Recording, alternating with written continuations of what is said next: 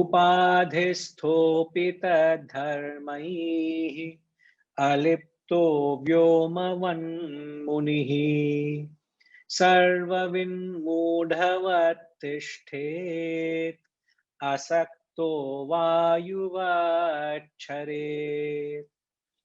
उपाधिस्थोऽपि तद्धर्मैः अलिप्तो व्योमवन्मुनिः सर्वविन्मूढवत्तिष्ठेत् असक्तो वायुवच्छरेत् उपाधिस्थः. Upadhistha means associated, though associated with equipments. Api, upadhisthopi, even though associated with the conditioning of equipments, the all-knowing sage. Sarvavit Munihi. It's a beautiful word. Whatever said and done, Sanskrit is Sanskrit. You must have a little flavor of the Sanskrit. Hopefully, something will come your way sooner than later.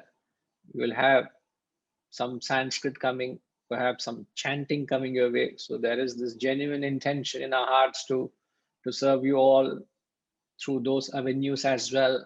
But just as we chant, you see there's a beautiful melody, and it's good if you're able to chant it in an authentic way. So though associated with the conditioning of equipments, the all-knowing sage, untainted by their attributes, aliptaha. Aliptaha means untainted. He moves about, the untainted by the attributes. He moves about like the sky, remains like a fool, and moves about unattached like the wind. Again, a familiar, yes, ma, a familiar comparison to what is that state of perfection. So he compares a man, a sage. He says he's untainted. He clarifies it. He says he's untainted like a sky. He moves about like a fool, a dunce. He moves about like a dunce. Mudhavat, very familiar word for us. And then he says, he's also unattached like the wind, untainted like the sky, moves about like a dunce. And then he says, he is unattached like the wind. Three comparisons. So the three comparisons refers to three aspects of the personality. So the sky refers to the causal body. The dunce or a fool refers to the subtle body, and the wind refers to the gross body.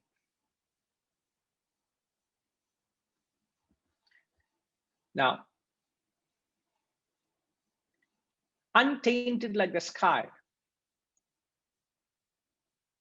Like the sky remains untainted with all that is happening in space. The space or the sky is uncontaminated there. The air is contaminated, not the space, not sky, isn't it? So you can say sky or space. So this is the same thing, the reference to the causal body. So what is contaminated is the air, but not space, not the sky. So the sky, the untainted nature of the sky refers to the vasanas. So the vasanas are too subtle. The vasanas don't taint him. He's untainted. He's, just now I said, what did I say just now? I hope you followed what I said till now. See, I can't help you prepare, but you got to come a little prepared. Ideally speaking, the day you're attending a specific subject matter, on that day, the early morning, at least from 5 to 6 a.m., you must read the text, what was covered. You just get a quick preview as to what's going to be covered. So that thought which you have instilled early morning will serve you very well now in understanding. So in tune, if you have not done that, it becomes very difficult to follow what I'm saying. And those who have done it, you are in tune. Rest of you are struggling to connect. Now, what did I say just now? Until our vasanas, until the wisdom is established, our vasanas or nature has its own force. It has its own say. It expresses itself, isn't it? Didn't I say that a little earlier?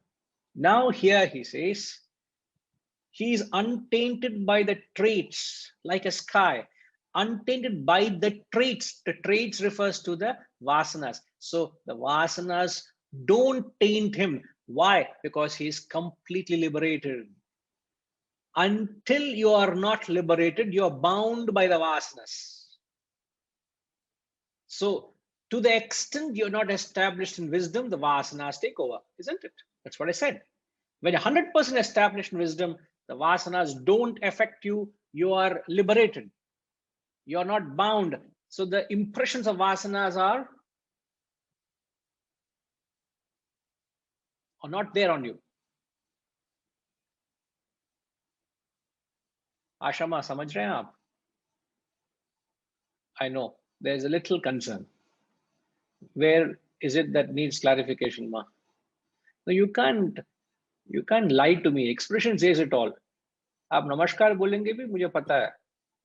नहीं ठीक है. क्या ठीक है? सब कुछ ठीक नहीं है. Something is amiss. Yeah. पता है? बोलिए क्या? Just a little while ago, I sprained my leg and it's paining. It's all right. But you're saying. Yeah, I've applied some ointment. Okay. Perfect. हाँ. डॉक्टर से फोन करवाएं? वो doctor है, बैठा है. Right. Okay. Right. Okay. So he says, I hope you recover soon, ma. Okay. Right. So he says, untainted like the sky, the vasanas don't influence you. And then he says, at the subtle body, he remains like a fool. Refers to the subtle body, a dunce. A dunce is nothing but a stupid person. An extension of that is an idiot. To complete the picture, you're a fool. So dunce, stupid, idiot, fool is the only solace you should take. Is he says he's like a fool. He's not a dunce. He's not a fool. He's not an idiot. He's not a stupid fellow. So don't go about branding them that. He says like, again, there's no need for further clarification because we have clarified in different contexts. But here, what we see is a commonality, whether you take the Gita or you take the Upanishad or the introductory textbooks, whatever you take, the truth comes out in different ways, but the same truth gets repeated. So what is the trait of a dunce or a madman? Redigaru, what is the trait when he compares it at the subtle body level? He says he compares him to a dunce. So what is the trait of a madman? Madman is thoughtless. It doesn't think. So you say a spiritual fellow also is thoughtless fellow, no thinking at all. Sometimes tell that. Ayyo, sir, don't sir. No, I don't. We are attributing certain aspect of a madman to a spiritual person. So, what is that aspect, sir? So, is it desireless? You can't say a mad person has no desires or desireless. Is it not, Guruji? Because when the madman, we define a person as a mad. is something who is different from our thinking process, who exhibit the qualities of thoughts or actions are totally different as we think and apply our intellect. Yes, you Is it- are. is it You are. You're not wrong. You're not wrong in that sense. But there's a specific aspect which we are comparing. In fact, if you could recall from the different contexts we have spoken about in the same subject matter, we said a mad person has no, he never lives in the past or the future. He always lives in the present. Got that. He's in the now. He's in the now, isn't it? Always where the moment is, the present is. So therefore, that aspect could be extended and reflected onto a spiritual person. So he says he has no past worries or future anxieties. He meets life as it comes, how it comes, when it comes. But that doesn't mean he doesn't plan. That doesn't mean he has not learned lessons from the past. We always mistake it. When we say don't live in the past or the future, it doesn't mean you don't learn from your past mistakes, nor does it not mean that you don't charter a roadmap for your future goals and destinations. You need to have a clear charter roadmap for what you wish to achieve in the future. At the same time, we must learn from our past failures and the past accidents, isn't it? Yes. But while you are in the mode of action, you must always try to be in the present. In fact, there's a famous saying, and I've often heard this saying. They say, never meet misfortunes midway.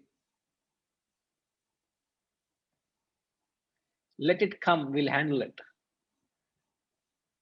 You know, things are not going well. Why are you anticipating? Why are you unnecessarily allowing your mind to run wild? Don't meet misfortunes midway. Means let it come to you. We'll face it when it comes. It's a very beautiful saying. Why do you want to meet misfortune halfway or midway? Wait for it to come. Give yourself better time, more time so that you can handle it. Okay, sir? Guruji, can I ask one question? Please. When we are making a statement, 100% established, a person who has been established 100% wisdom, vasanas are not affecting at all. Am I right? This is a statement which we're making about. So how do we reiterate that where we stand with respect to the 100%? In a day-to-day of life, how do we calibrate ourselves? Sir, if you speak calibrate and all, it's my unfamiliar territory, sir. That is your technical territory. Can you please respect my ignorance? Can you please respect my ignorance? Pardon me, Guruji. Now, with respect to 100%, where we stand ourselves to see a time that, like everybody would like to wish to have a score of 100%. That's the ideal dream of every human being. Go through that. So, vis-a-vis where we stand, how do we monitor or how you compass your own progress? Sir, luckily, I did not know, to be frank, this was coming here. But when I first started, I said, I don't know whether you were there from the beginning. Were you there from the beginning? I was driving, I was hearing that. Yeah. Okay. So the difference I said is wisdom and the expression of your vasanas. So these two are two independent. When I say independent, I would actually correct myself. They are inversely proportional. I would say that. So to the extent you have unfolded your wisdom, to that extent, you are not a slave of your vasanas. You have conquered your vasanas, isn't it? Because vasanas in spiritual terms is ignorance. So a person who is realized, he says he's not tainted by the vasanas of nature. He's liberated. He's not confined to the limitations of the personality.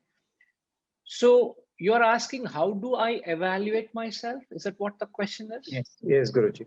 Is to the extent where we stand, like as a life progressed through, could be at one stage today, we are maybe down the line, we may be at a different stage there. So is it the quantity of the vasanas we let go is the measuring yardstick? In fact, you're right. In fact, you helped me. I was actually looking for an answer and you helped me. Thank you, sir.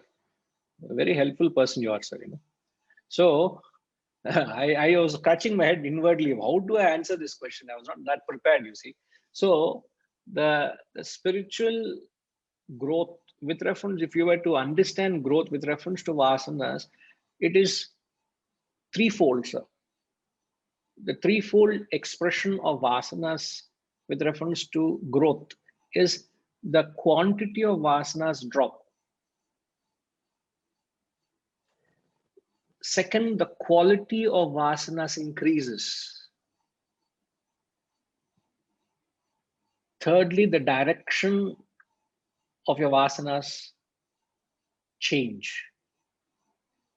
Direction is given to your vasanas. I repeat, quantity drops, quality increases, a direction is set. And these three are successfully implemented. Let me ask the group, this how happens?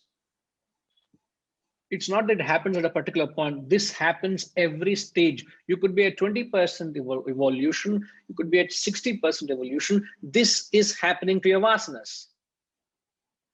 All right. This is the sadhana you're dealing with.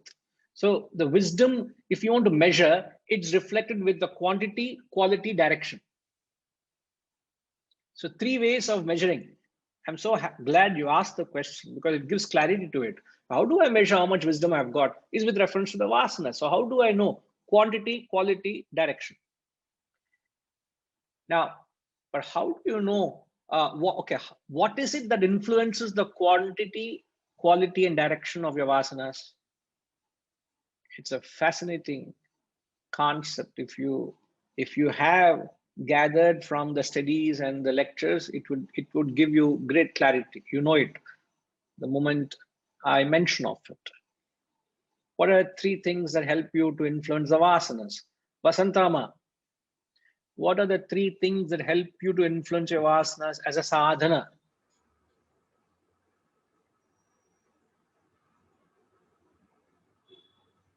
Quantity, quality, direction. Quality and direction. Yes, ma'am. So what is the sadhana we're talking about here?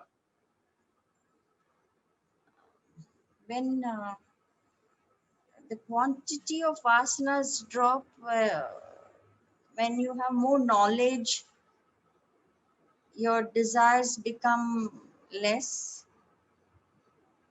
You know how to tackle the desires through knowledge.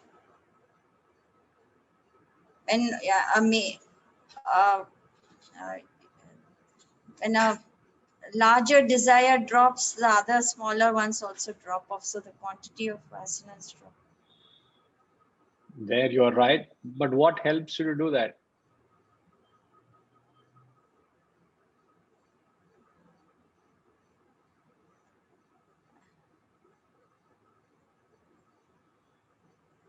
Sankalpa.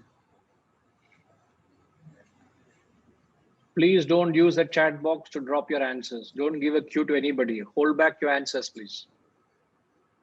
No, ma, it's not sankalpa. Not It's sankalpa. your knowledge of wisdom. When as you Knowledge illa, wisdom illa. So there, in fact, you should get all should get a cue because it's a threefold expression. So there's a threefold cause. maybe pratipaksha bhavana. When you have that, your major vasanas drop off. No, not at all. Pratipaksha bhavana vasanas don't drop. It gives you a line of thought. Pratipaksha bhavana is what to give you a direction or a line of thought. How to think, how to look at an object. In the Gita, he says every object is wombs of sorrow, he says. Gulab jamun. What is gulab jamun? Wombs of future sorrow. You keep indulging in gulab jamun, what will happen? You will become one like one. It's only future sorrow, no? That doesn't mean you should not eat. You have it with a sense of proportion, a sense of intellect you can have. So I'm only commenting to your term use pratipaksha bhavana. So the Shastras say any joy you derive from the external world is wombs of sorrow. This is, but how do people look at that external joys? They think as an avenue of indulgence, isn't it? They look at it as source of joy. The Shastras, the masters are saying, it is not source of joy, it is wombs of sorrow. This is the Pratipaksha Bhavana. So we listen to the Shastras to gain their vision, we gaining their perception. So they're lending their perception to us to look at things from a different angle. So to look at the same things from a different perception is known as Pratipaksha Bhavana. That doesn't change your vasanas. It changes your outlook to life. And if you work on it, then perhaps there is a result. You get it? But all of you don't get confused. I'm just clarifying to a point which Amma has made, that it's what Pratipaksha Bhavana is. It only changes the outlook to life. It doesn't change anything. And then the process starts. Okay, ma? Right. Anybody?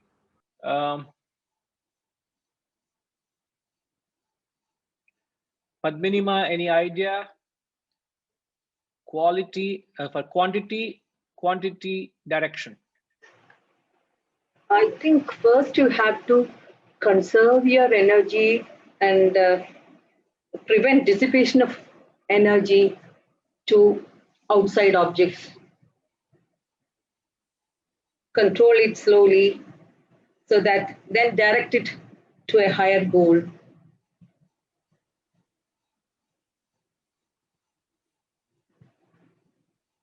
You have to practice doing it. Every time you encounter such a situation, you should realize that, yeah, is this that I want? Or Not really. Not really. As I said, threefold path. There's a threefold cause, there's a threefold effect. Be very, very clear to the point. Don't try to. I'm giving you a cue. I'm giving you a lead to think. Quantity, quality, direction are three effects. There can't be one seed. There are three different causes. So what are the three causes for three effects? Think in those lines. Vijayji first, and then GBKG, and then Tinkima. Yes, Vijayji. I'm trying to understand, Guruji. I think quantity of vasanas can drop only through satsang, that is insulating ourselves from not exposing ourselves to undesired things. And to my mind, quality can be improved by increased use of intellect and directions by renunciation. You have certainly let your imagination run wild. I congratulate you for your wings of freedom of thought, but I'm afraid you're wrong. Illa sir, adilla, adu answer illa.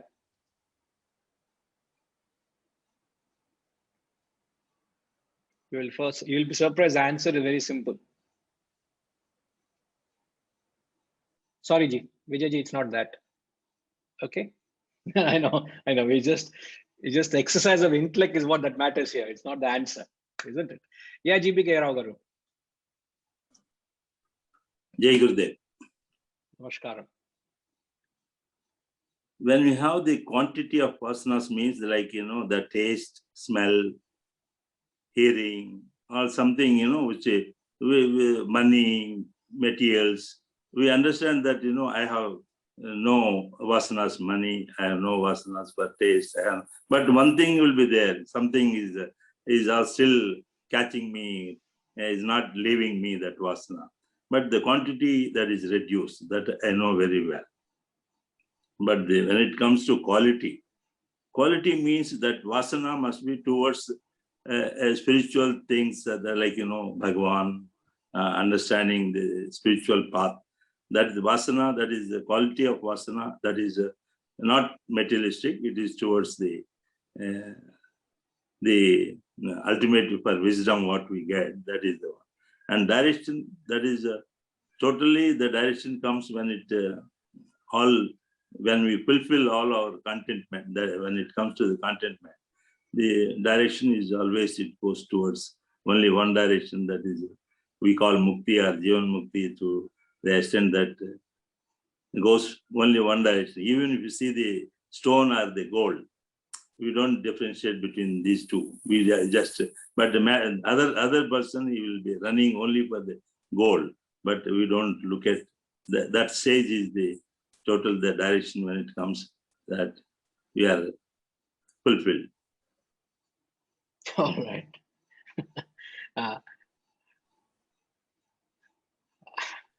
I don't know what to say.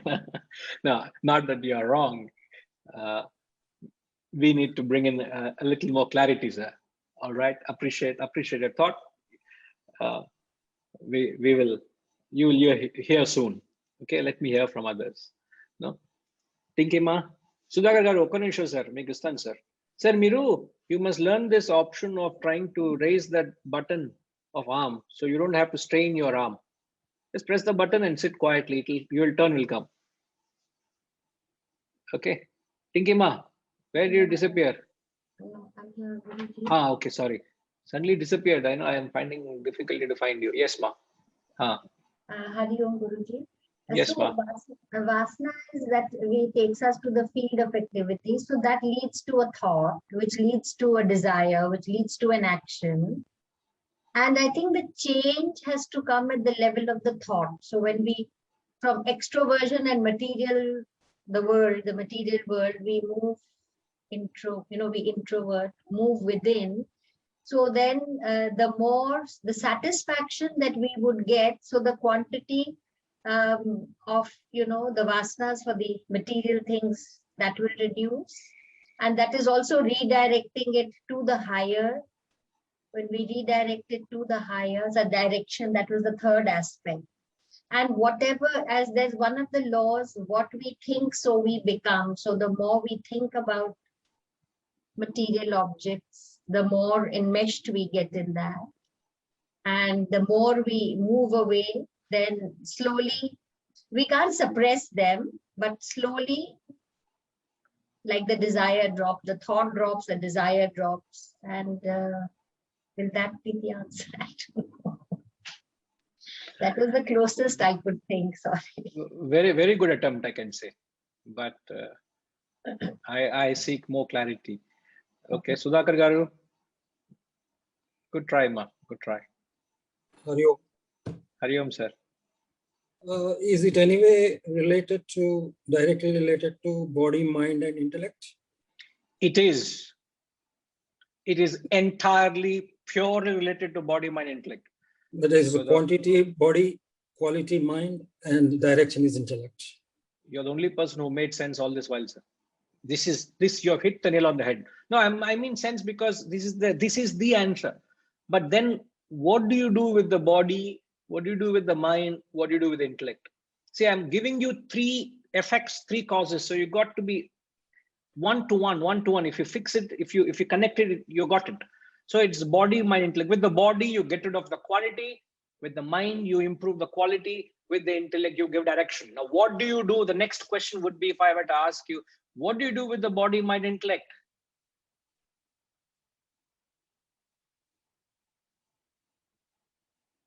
Get rid of the vasanas? That is what we are. End result is. So you just can't just get rid of them. It's not that easy. So it's a process. So the first step is you have thought in the right direction, sir. And then the next, what is it you do? Fair enough. I give all the points for what you have said. So you actually hit the nail on the head. It's just that we need to complete it. No, maybe Gayatri Ma will complete the picture. Guruji, first itself I thought it is Bhakti Yoga, Karma Yoga, and Jnana Yoga. Karma Yoga by quality. Redo the order. Okay. Quality will be by what first is the body. Quantity, body. What takes care of the quantity? Karma Yoga. Karma Yoga. What do you do with the body? Engage into action, unselfish work. Yes. Service and sacrifice. You get rid of your gross selfish desires. The quantity drops. Bhakti Yoga is quality. You're You're changing the nature of your emotion and thought through devotion. And jnanam takes care of direction, is we give an ideal or a goal or a purpose to life. So through the body, you perform karma yoga, takes care of the quantity of your vasanas. Through the mind, you perform bhakti, you take care of the quality. Through jnanam, with the intellect, you give a direction to your life. So with these three, and you do this, more importantly, Gayatri Ma, more importantly, you do it in context to your proportion. What's the percentage of your body, percentage of mind, percentage of intellect? Are you a physical person, emotional person, intellectual person? Based on this proportion, when you give adequate balance of these three practices based on your constitution, the end result is the ignorance in the form of vasanas gets dispelled. What reveals is the wisdom. Ultimately, what unfolds is the self. It just fits in like a, you know, what do you call these machines? You know, you have, you know, you have this calibrated these machines and they fit in perfectly, the die and whatever you call them. You know, it fits in, everything fits in. So quality, so quantity is by action, karma yoga.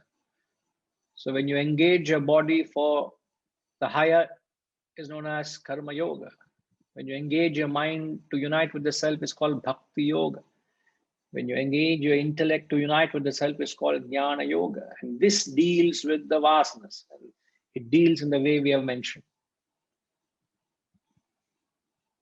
And then you get into a state of uparati, mental withdrawal from the world, and then comes dharana, your open-eyed meditation, and then dhyana, meditation, and then realization. So as you keep evolving, the world, as Tinkima said, extroversion. Initial stages, the world attracts you. Now, thereafter, the world is dead for you. The world doesn't exist for you. You can be in the marketplace, the world doesn't exist. It doesn't enchant you. So the world, because you're burning off your vasanas. Vasanas are burnt away, so the world doesn't exist. So it doesn't mean you don't participate in the world. You could be in every part, whatever the world demands you. But your attachment to it goes off. And then when the world, you take out the world from the equation, when you take the, so what happens? Your thoughts on the self becomes clearer. Redigar, does that make sense? Does it answer the question, sir? Amazing, Guruji. I asked for something and I got much more than that. And as you said, it's a perfect fit and it's correlating perfectly with respect to the quantity in the body and the karma yoga. And the relation is fantastic. Thanks. Yeah. That's why I said I don't think you could have imagined what you asked because I knew what was coming. Yeah. So it's amazing. That's why I said it is sometimes you don't know what you are looking at, and it's like a gold mine. You know, every aspect of your dig, it's a gold mine. Yeah, it's a gold mine there. There's so much. Yeah, it just baffles you. But there's an answer. The thing is, the beauty is this wisdom has got an answer for every possible facet. It has a solution. It gives you things there so that it gives you a certain clarity. Right, sir? Yes. Thanks, Guruji. Most welcome, sir. Right. All right. So, Ramji, all okay, sir? All okay?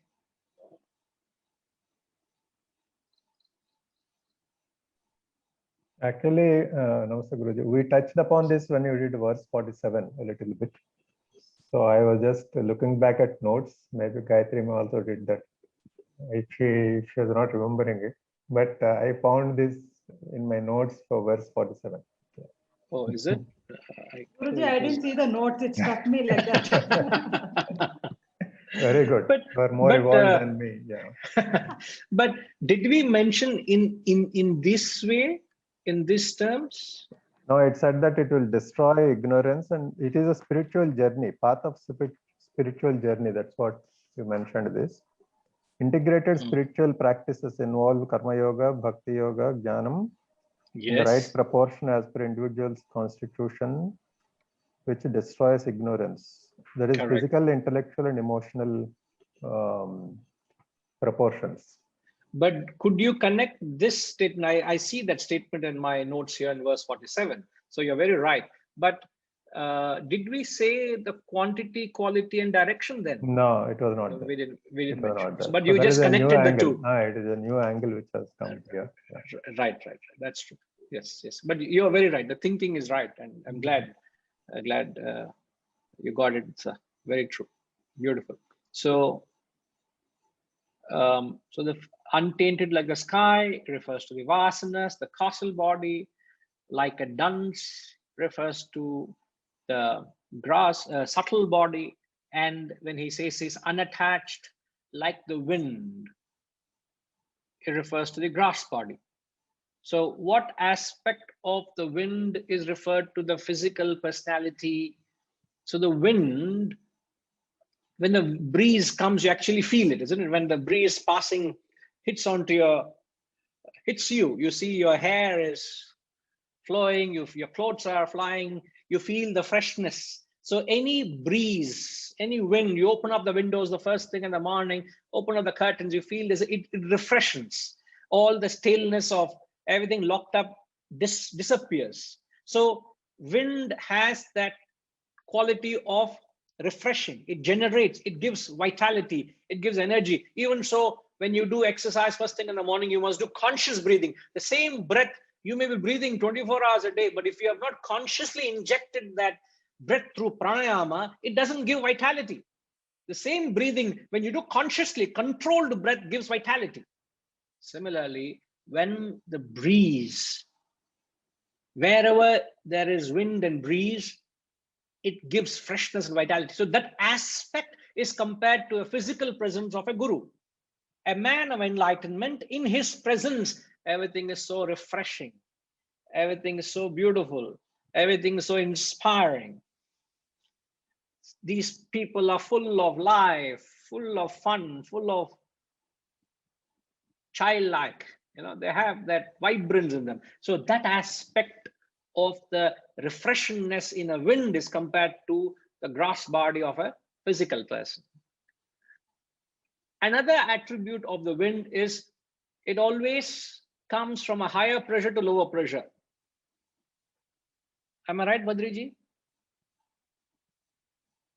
So when it comes from a higher to a lower, what are we comparing here?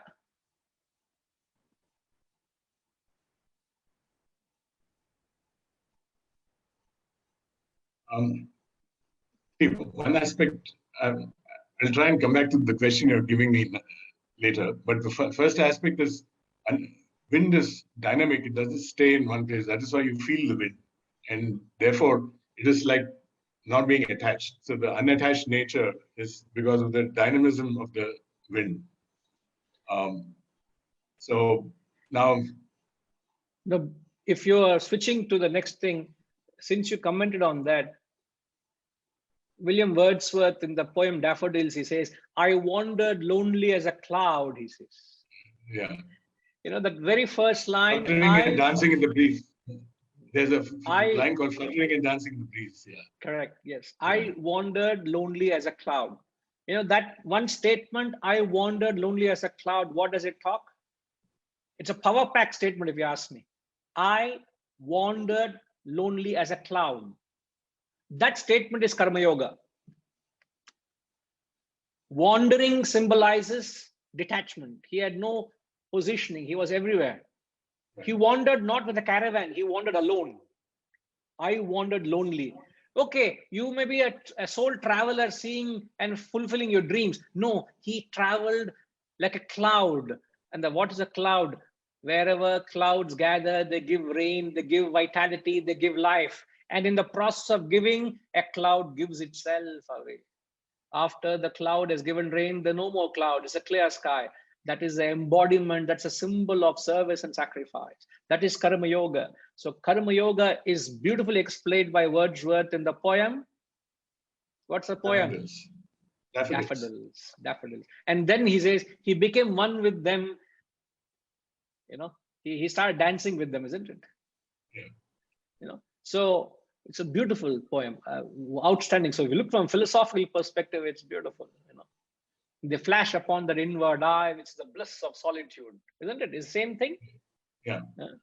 Same poem. So it's very, very beautiful. So that's what. So the wind also has got the trait of unattached. It's everywhere. Yes, sir. The next, it comes from a higher altitude to lower. So what is that compared to in a spiritual man? Having attained wisdom, the spiritual man, by his very presence, spreads the wisdom to those who don't have it through all these shastras and whatever we are doing actually. Yeah. So the wind flows from higher to lower. The wisdom flows from dharma to adharma. Wherever there is adharma, he says, I appear. Which is the verse which says that Ushama, UK. You know, the famous verse of the Gita, which endorses what we are saying. Namaste Guruji, I'm unable to recollect immediately. Rajima, okay. I think Rajima is helping. She wants to clarify. Yes. Is it Sarva Dharman Parityajya Mamekam Sharanam Vraja? No. Badriji. Am I audible? Yes, you are. Yeah. It's Paritranaya Sadhuna Vinashaya Dushritam Dharma Samsthapanataya Sambhavami Yuge Yuge. Yada hi dharmasya glanir bhavati bharata apyudhanam dharmasya tadatmanam sujamya. Wherever there is a dharma, yada hi dharmasya glanir bhavati bharata. Oh Bharata, I am born, yuge, I am born again and again. Time and again, the self has manifested itself. Self has manifested through the unknown great sages and saints in the Vedic times. The same self manifested through the great Ramana Maharshi, the great Ramatirtha, the great Vivekananda, the great Ramakrishna Paramahamsa, the great Adi Shankaracharya, the many, many gurus. The same self is speaking to you right now through this individual. But the difference between this and them is the degree of unfoldment. The difference between the self speaking through this individual and the self that spoke through them, the self is the same. The unfoldment is different. They have completely unfolded the self. Here, the process of unfoldment is going on. That's the only difference. But I guarantee you it will happen. That unfoldment will happen this birth. That's my commitment to myself. I have to make it happen. What come may.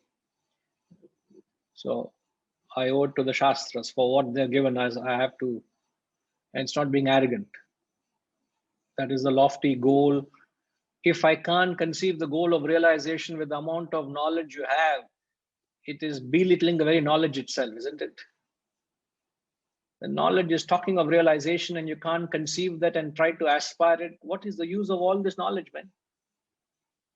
It defeats the very purpose. If you have any other purpose, it defeats it. So he compares a sage to a sky, vasana, causal body, dunce, subtle body, and the wind to the grass body. It's a beautiful thing, you know. However, how many ever times you read, there's something little more you always get, right?